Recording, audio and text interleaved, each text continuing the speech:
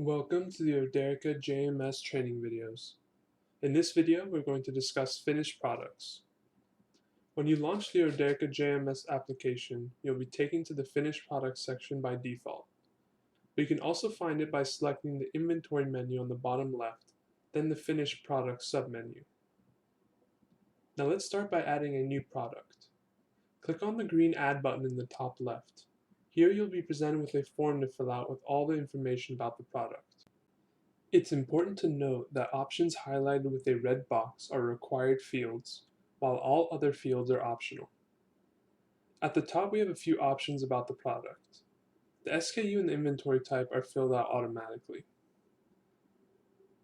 Next to those we have the status drop-down menu where you can choose the initial status of the product.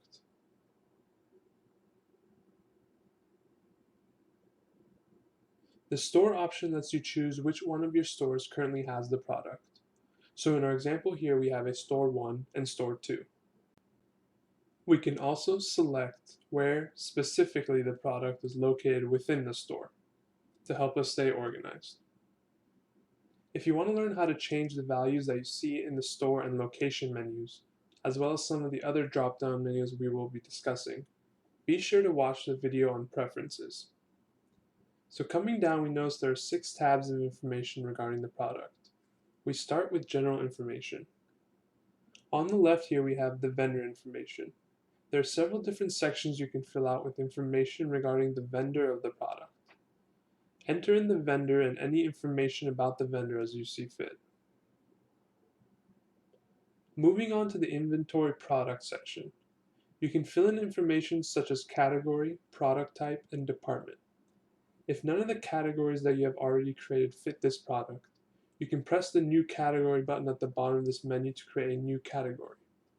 For more information regarding categories, be sure to watch the dedicated categories video.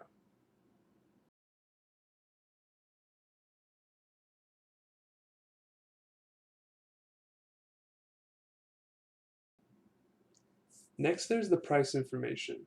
Select the purchase date if the product has already been purchased. Then fill out the different pricing information such as the original cost and the labor. If you want the product to be discountable, you can click on the discountable box and then either fill in the lowest price or the max discount percentage, and the other field will be filled automatically. Next, select the stock number and fill in all other quantities that apply in the status section. Below that, you can select pictures for your product. Click the placeholder image and you will be given the option to choose an image file from your computer, to take an image with a camera that's connected to your application, or to paste an image that you've copied on your computer. After you've selected an image, you can edit the image by adjusting the options listed here on the side. When you're finished, press OK. If you want to add more images for this product, press the green button here and repeat the process as before. Press the red button if you want to remove a picture from the product. Below that, enter in a short description of the product, as well as a secondary description with comments if you'd like. Also, in the bottom left corner of the page, you have the option to put this item on sale. Select On Sale, and then enter in the discounted price. Then you can choose the start and end date to determine the time frame of the sale. The next tab we have is the Pieces tab. Here you can add the materials and parts that make this product. If you'd like to add a new material, for instance, press the green Add button on the right here and fill out the form that follows. Enter in the name of the material, the weight of the material, and the price per unit weight of the material. You can also add in the color or a note if you'd like. Use the yellow Edit and red Delete buttons to configure your list. The parts section can also be filled out similarly.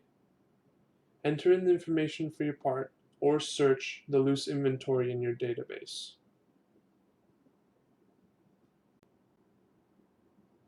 Next, we have the Tag section. The tag section will include the barcode tag for this product, which you can print by pressing the print button at the top. You can load different tag templates, and adjust their appearance as you see fit.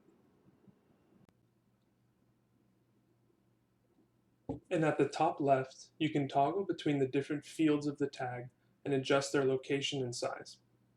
You can also remove and add different fields and select different item types and data to fill those fields. Now let's move on to the Transactions tab.